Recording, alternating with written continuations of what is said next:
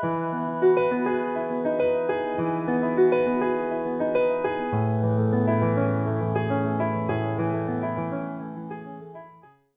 I'm Demi Stevens, founder and CEO of You're the Book Press and editor-in-chief of South Pub Magazine, and that was Columbus, very briefly. We're psyched to be here in the studio today with author Michelle McKnight Baker. Welcome. Thank you. So great to have you here. Tell us a little bit about your 2 books.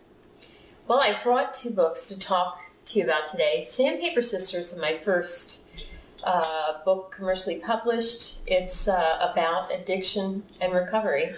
Oh, okay. And, is it nonfiction or fiction? Nonfiction. Okay. I was motivated to write it when I was looking for a setting for my doctoral research. And I was invited by the directors of a faith-based program called New Life for Girls to be a resident. Okay, yes. Sure. And, Dr. Baker, I'm So it was an amazing experience. I lived as a resident and got to know the women. After I disclosed my research intentions, they became co-researchers. Their stories amazed me because they overcame obstacles and went on to become community builders. So really miraculous stories came out of that experience. And after the impression that maybe friendship ensued too.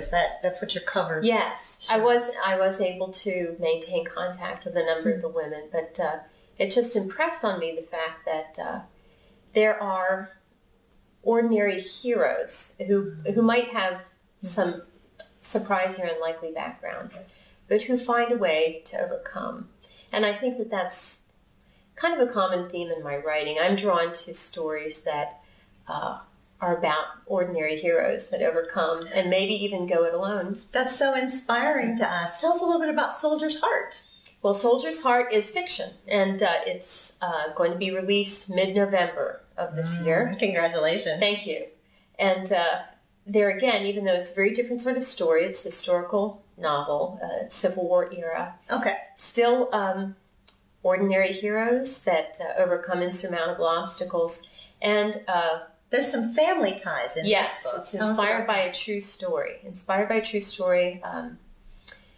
That journey began when I was helping my parents move. Mom died this year. Dad and Mom had Alzheimer's. And so in an effort to get them to a safe place to live, we were helping them move their belongings, and we found a foot locker, a trunk that was stuffed with... like in the attic or the basement or... In the basement. Dad was running 3.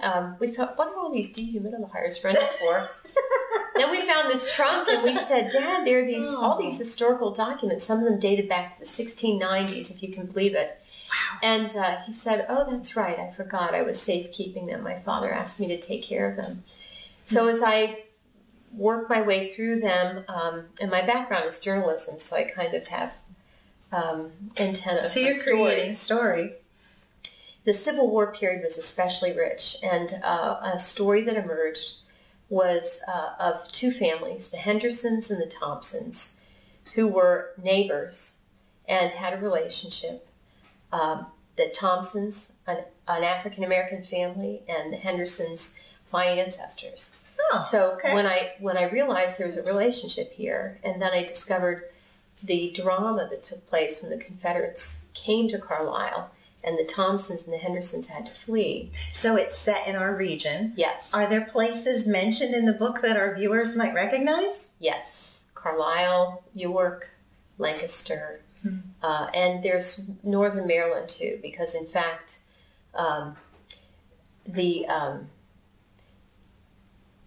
Miss Margaret Webster married Robert Henderson, who became a brevet brigadier general due to his heroism in the Civil War.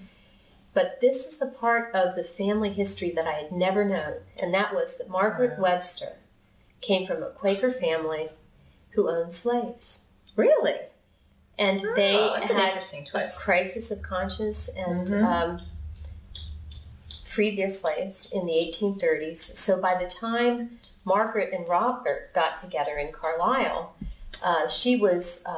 they were both very strong advocates for the Union cause and for emancipation and for freedom. And I think I was inspired by Margaret's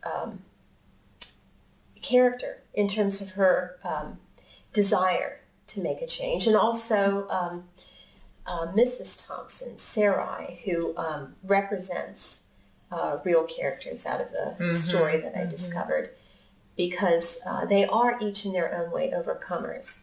But I also felt it was important to tell the story from the point of view of not just the men and not just the women. Women are often not reflected in the Civil War era, or any war era actually, but the children's point of view. The children, that family.